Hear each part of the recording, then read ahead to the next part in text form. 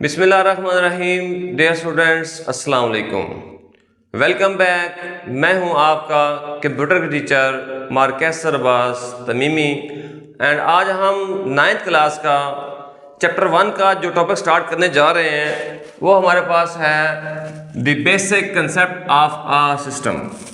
देखिए स्टूडेंट्स, हर सिस्टम के कुछ बेसिक्स एलिमेंट्स होते हैं जिन एलिमेंट्स से मिलकर वो सिस्टम बनता है। तो there are 3 basics elements of a system that's are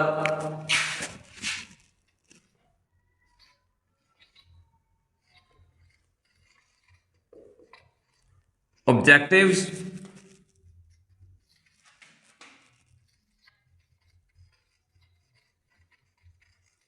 components and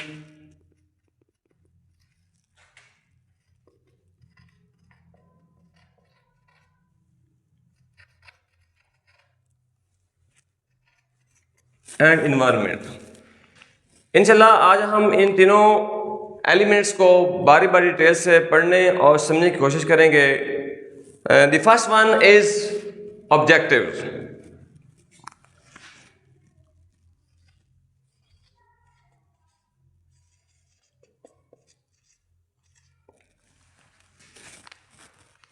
देखिए स्टूडेंट्स, हम जब भी कोई सिस्टम क्रिएट करते हैं या कोई भी सिस्टम हम डेवलप कर रहे होते हैं या किसी भी सिस्टम के बारे में हम स्टडी कर रहे होते हैं तो हमारे माइंड में जो सबसे पहली बात आती है वो होती है उसके ऑब्जेक्टिव, यानी जो सिस्टम हम स्टडी कर रहे हैं या जिस सिस्टम का हम डेवलप कर रहे हैं उस सिस्टम का मकसद क्या है।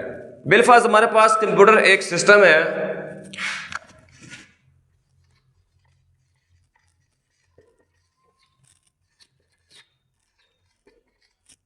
बिलफर्ज कंप्यूटर हमारे पास एक सिस्टम है और कंप्यूटर सिस्टम का मकसद क्या है। तो कंप्यूटर सिस्टम का मकसद ये होता है कि हम डाटा को एज अ इनपुट के तौर पर लेते हैं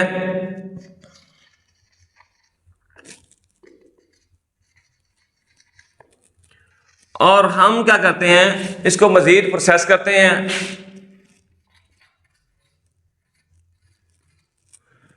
और प्रोसेसिंग करने के बाद हम क्या करते हैं, इसको यूजफुल इंफॉर्मेशन में कन्वर्ट करते हैं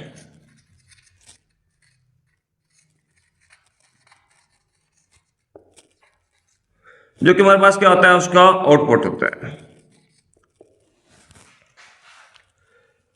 तो हर सिस्टम के ऑब्जेक्टिव डिफरेंट हो सकते हैं और वो डिपेंड करते हैं उसकी नेचर पे और उसके मकसद पे। तो हमारे पास किसी भी सिस्टम के मजीद ऑब्जेक्टिव के 3 कंपोनेंट्स हो सकते हैं और वो हमारे पास है information processing,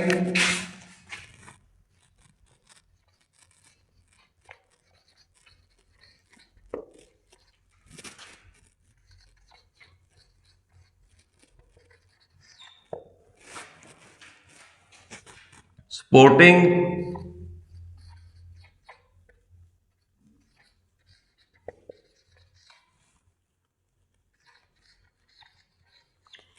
other components।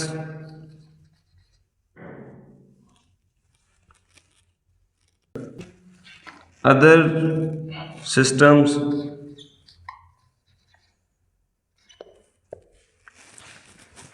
and the last one is achieving specific goal।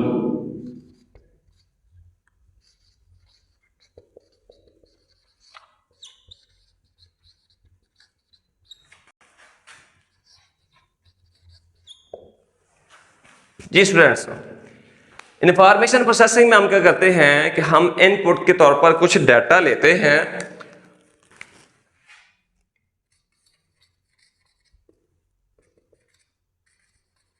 और उसके ऊपर हम क्या करते हैं, मजीद कुछ प्रोसेसिंग करते हैं और उसको हम रीऑर्गेनाइज करते हैं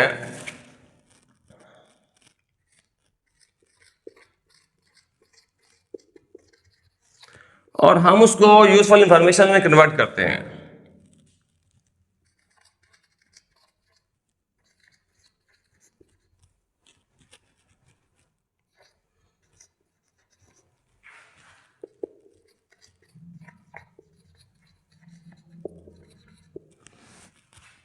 जी, सपोर्टिंग अदर सिस्टम्स, इसमें हम क्या करते हैं कि ये हमें एक प्लेटफॉर्म प्रोवाइड करता है।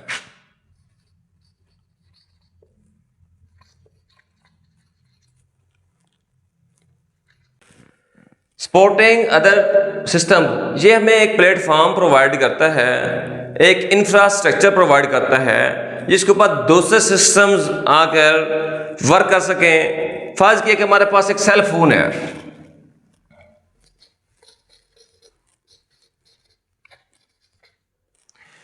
ये एक प्लेटफॉर्म प्रोवाइड करता है जिसके ऊपर दूसरी एप्लीकेशंस आकर हम जो है वो रन करते होते हैं।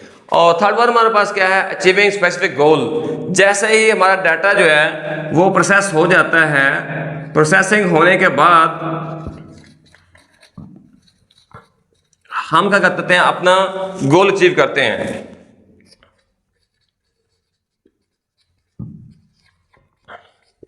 That is our output.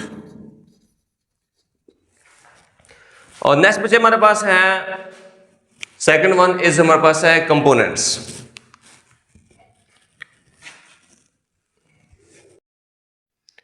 Ji students, next हमारे पास है कंपोनेंट्स।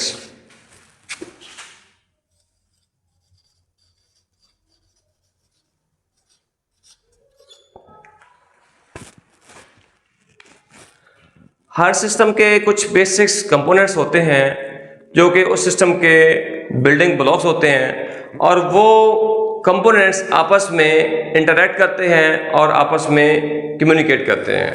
तो दैट्स आर बिल्डिंग ब्लॉक्स।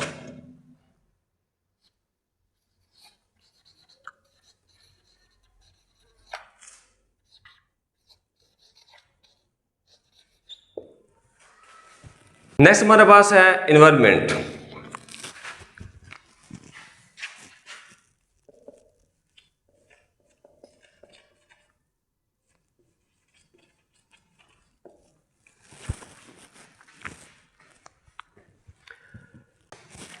हर वो चीज़ जो हमारे सिस्टम के आउटसाइड पर होती है, हमारे सिस्टम के एक्सटर्नल में होती है, जिसके साथ हमारा सिस्टम इंटरेक्ट कर रहा होता है, वो सिस्टम का इन्वायरमेंट कहलाता है।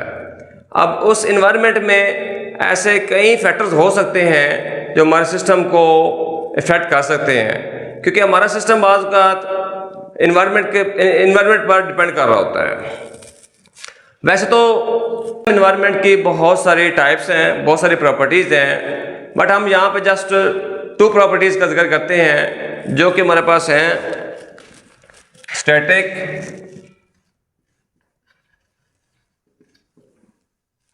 वर्सेस डायनामिक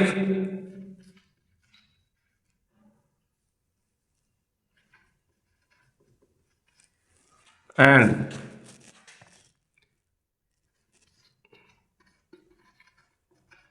डिटर्मिनिस्टिक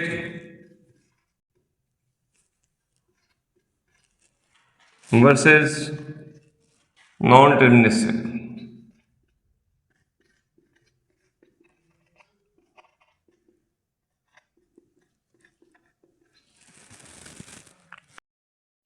जी स्टूडेंट्स, हम इसका डिफरेंस देखते हैं, static and dynamic.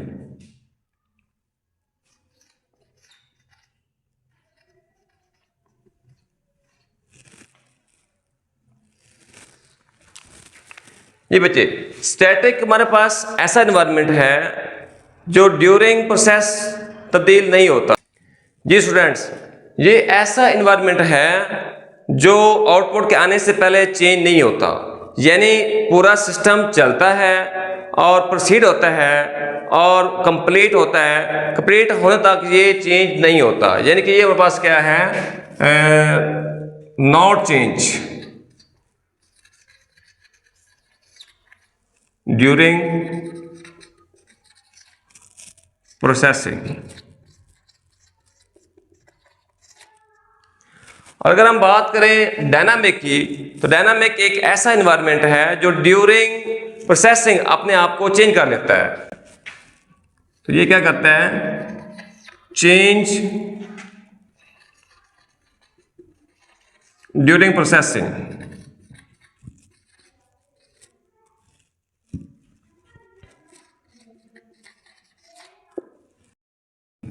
Ji students, हमारे पास नेक्स्ट है डिटर्मिनिस्टिक वर्सेस नॉन डिटर्मिनिस्टिक।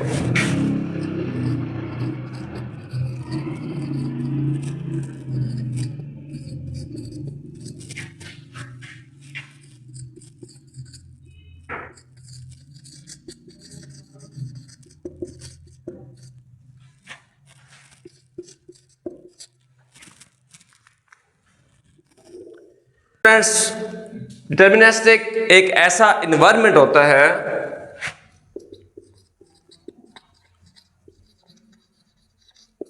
जिसके आउटकम का हमें ऑलरेडी पता होता है।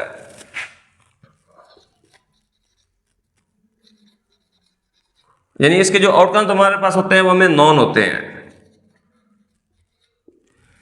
यानी इसके अंदर किसी किस्म की रैंडमनेस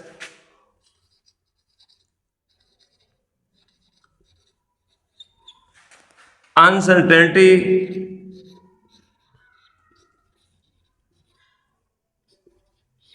या प्रोबेबिलिटी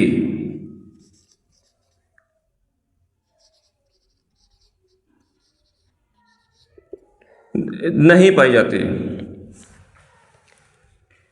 यानी इसमें हम जो इनपुट देते हैं उसका आउटपुट का हमें पता होता है कि इसका आउटपुट आना है। जबकि हमारे पास नॉन डिटर्मिनिस्टिक है, इसमें हमारे पास क्या होता है, ऐसा एनवायरनमेंट होता है जिसके आउटकम का हमें मालूम नहीं होता। यानी इसका जो आउटकम होता है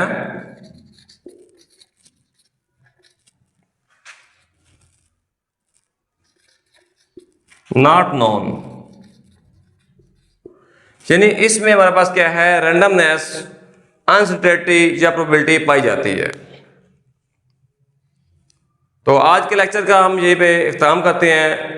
मिलते हैं नेक्स्ट वीडियो में, तब तक के लिए अल्लाह हाफिज।